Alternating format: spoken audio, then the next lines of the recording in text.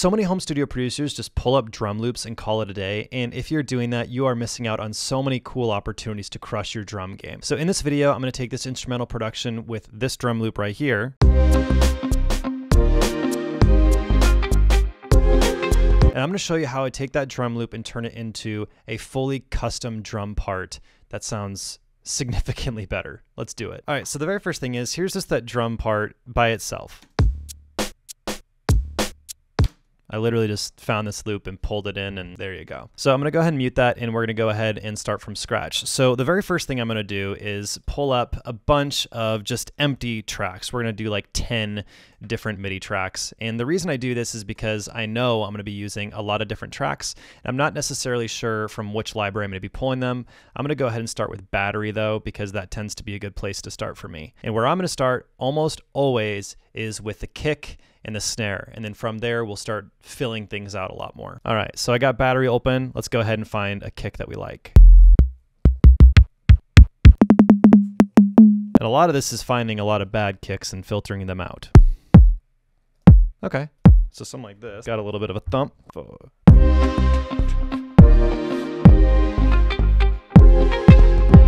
Just that. There we go. Now, what I'm going to do is when I quantize this, I'm going to do this with a little bit of a swing, because that's going to give us just an extra little something on the groove, because the bass I did not quantize perfectly.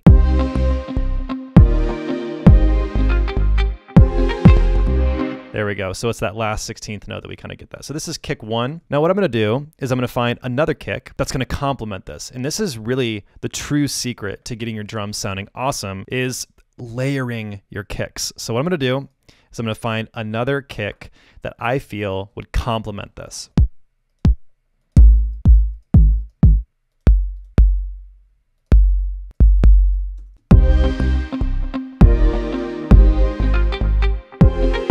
Okay, so what I did is just found a kick that you're really not going to hear unless you take it out, which is kind of the idea. And so it's more of a subby kick. So if you listen to the first kick without it, throw in the subby kick. And if you're listening just with like your iPhone speaker, you're not going to really be able to tell that at all. But that's going to add a little bit more of that low end to it, and that's exactly what we want. Now what we're going to do is we're going to find a snare and start building this whole thing up a little bit more. I might actually do more like a rim. So we're going to just layer some stuff in here. Here we go. Let's do it.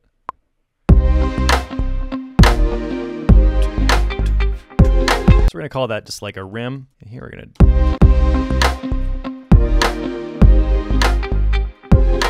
Okay, so that sounds nice, but I think what we could do is add a little bit of compression. Again, we get some, kind of tame this down a little bit.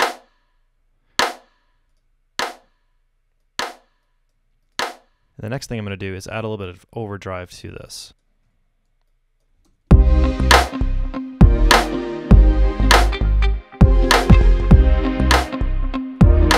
Throw a little bit of reverb on here, or delay. We'll kind of see which one sounds a little better.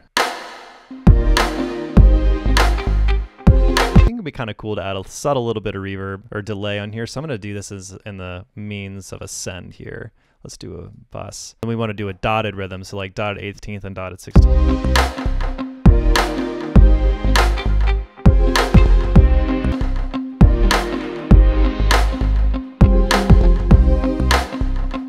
So that adds just a little bit extra, just something to it. It's going to add a little something. We'll add a snare now. I like that. That's cool. And then we're going to have this a little more active.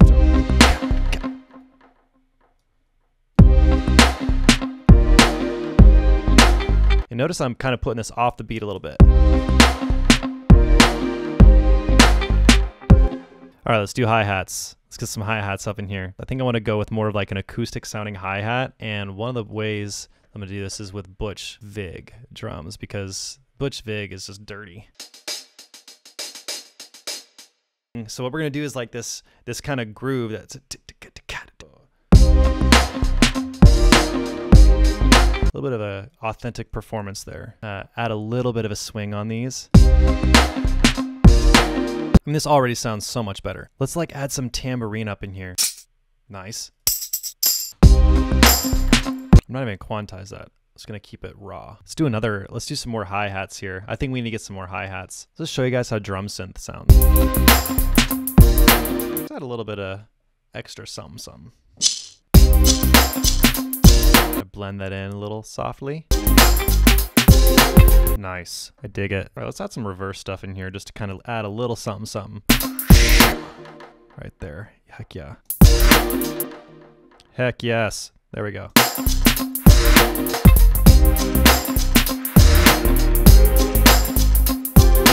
Let's try some layers. There we go, now we're getting more. Just more and more. So we're gonna do this on the every other one as well, this layered clap. We're gonna add a little bit of reverb on this now. Make it just kind of splash. From here, what we're gonna do is process this. We're gonna send all of these drums to one bus. This is gonna be for one, we're gonna send it to another. So we're gonna send it to 2 buses, 100%. Now what we're gonna do on these is super legit. On the compression, we're gonna use a 76 compressor on here. We're gonna slam it hard. I want to solo this out.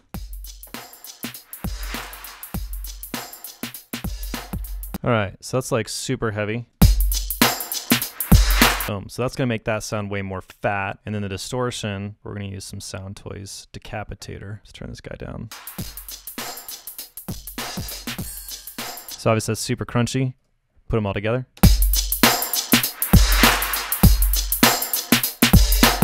So in case you want to know what this sounds like without those buses on,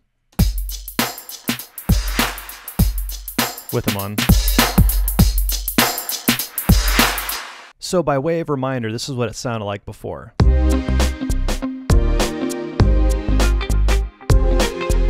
This is what it sounds like now.